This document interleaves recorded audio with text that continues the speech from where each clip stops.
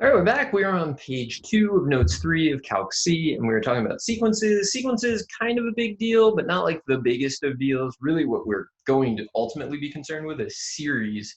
Those are the big deal. Sequences help us a little bit to deal with those, and that's why we're looking at them right now. So let's see what we got here. So I mentioned this several times in the last video and on the first page. Like literally every sequence that we looked at, I immediately started talking about, does it converge, does it not converge? So to converge just means that the sequence has a limit, right? So if the limit as n approaches infinity of a sub n equals L, then the sequence converges to L. That's all that that means. So a sequence can diverge, which would mean that the limit doesn't exist. You get infinity, you get negative infinity, or maybe you just start alternating between two values, you never settle down. That's another option. That's more of an option for sequence. Well, no, I feel like that's more of an option for sequences than it is for like functions. You don't run into that as much with a function as you do with a sequence. So a couple of things that you'll find yourself doing. You'll define a function, f of n, that just generates the sequence, right? So you will see things like this, where f of n is just equal to a sub n, right? And what's really nice about that is we can then find the limit as x approaches infinity of f of x and say it must be the same as the limit of a sub n, because like, why would it not be? And the huge advantage you have there is if f of x is continuous, L'Hopital's rule is going to be an option for us. And that's really useful because you have to use L'Hopital's, as far as I'm concerned, you have to use it on a function. And when you're using n, it's sort of implied that n has a domain of integers. Maybe it's non-negative, maybe it's positive, but integers, not continuous. And L'Hopital's rule should be applied to a continuous function on an interval like containing C or whatever. But let's see if we can do that. So let's figure out if these converge.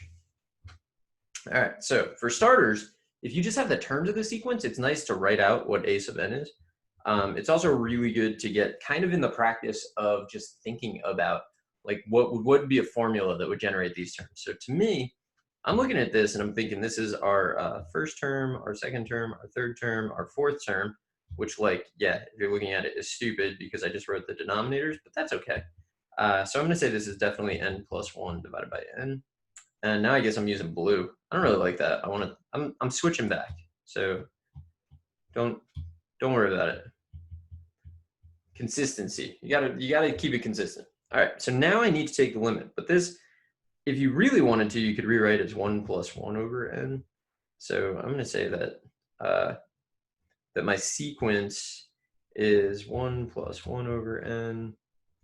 And then sometimes what you'll see is this, like this, start at 1, go to infinity. But the limit as n approaches infinity of a sub n is the limit as n approaches infinity of 1 plus 1 over n, which is definitely 1. So the sequence converges. So therefore, sequence converges to 1, which means that over time, you're basically just writing 1 over and over again. Take a look at the next one. So the next one's a little more straightforward because all we need to do is look at this limit as n goes to infinity. So I don't know why, but I always write out that first step just to like clarify for people, like, what are we doing? Why are we throwing this limit in here? Like, what are we doing? This is definitely 3. Therefore, the sequence converges to 3. Okay, so that one was straightforward. All right, this one is straightforward if you memorized a particular limit. If you didn't memorize a particular limit, this is like a really good place to go over a way that you can evaluate that limit. So I'm gonna do both of those. So I'm gonna say, like right off the bat, that the limit as n approaches infinity of a sub n is the limit as n approaches infinity of 1 plus 1 over n to the n. And I know that this limit is e because I memorized it. You may not have memorized it, and if you did not, here's how we're going to deal with it. We're going to say let y equal 1 plus 1 over x to the x. Okay, so why would we do that? I'm going to take the natural log of both sides. So I mean, and like, why am I doing that at all? I'm trying to find, I want the limit as x approaches infinity of y, right? Like that's what I'm trying to find. So I'm going to take the natural log of both sides. And when I do that, I now have some natural log properties that I can use on the right-hand side. So natural log of y is going to be x, natural log of 1 plus 1 over x. Okay, so we're good so far. Now what I'm going to do is take the limit of both sides. Limit as x approaches infinity of, I'm going to do the copy paste thing. Duplicate. I gotta move these equal signs here. Get. Wow. Okay, I can't. Why can't I? Can I delete them? I can delete them. That's weird. And then this should equal the limit as x approaches infinity of the right-hand side, which I don't know. I hope worked. Yeah. Okay. This should be parentheses though. All right. So why is this useful? Just working on the right-hand side. So I'm going to ignore the left-hand side basically, and I'm going to say this. So this, if I try to evaluate it, I'm doing bad work here, but if I try to evaluate this, I would basically end up with infinity times the natural log of 1, which is 0. Every time you get infinity times 0, you invert something. So this is like really good review. So we're going up and over. So I'm going to say equals because I'm only working on the right-hand side. All right, I'm going to invert the x. So what I mean by that is I'm going to rewrite this as the natural log of 1 plus 1 over x, and then over 1 over x. Now that's algebraically equivalent to the previous expression, right? It's the same as x times natural log of blah. But this has the advantage when I try to go to infinity of now I'm going to get 0 over 0, and I can use L'Hopital's rule. So by L'Hopital's rule,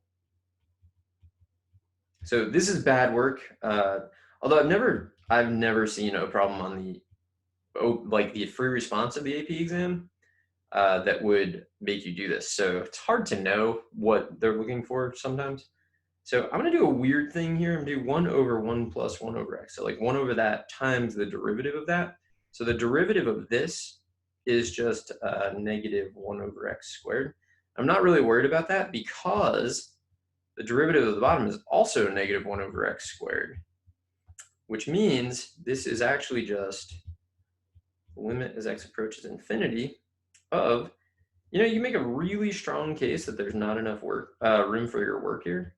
Let x go to infinity and just get 1. All right. Now, if you are like 80% of people, you will get this wrong because you will say, there we go, we got 1. We didn't really get 1. That's the limit of the natural log of y. So I'm going to say the limit as x approaches infinity of the natural log of y is equal to 1. Therefore, the limit as x approaches infinity of y is equal to e to the 1, or e. So this is where we're getting our e answer from. And so that basically, if you look, that's what we're aiming at, right? We wanted this, and that is equivalent to this because we made y equal this. So we found the limit. It took a lot of work though. It's easier to remember that, but also that's a really good technique that you'll use on a lot of things. So like, I don't know, it's probably worth knowing it. I'm gonna do something weird on this one though. I'm gonna say that this is n plus 1 over n. So I'm just flipping it over, so to the negative first, to the n, which is, now I'm gonna do n plus 1 over n to the n to the negative first. So the limit as n approaches infinity of n over n plus 1 to the n is equal to the limit as n approaches infinity of, so this part right here, I can make 1 plus 1 over n. So it's going to be quantity 1, yep, and then I'll write it wrong. And then that's just spaced out, not great. get out. Here we go. 1 plus 1 over n to the n to the negative first, which is e to the negative first. That's going to be what you converge to on that problem. So that one I kind of like, really, because I had just done the previous one. It looks a lot like it, and so I thought like, yeah, let's do it that way. You could go through the same process that you went through for part C. I don't know. I don't think it's worth it, but you could do that.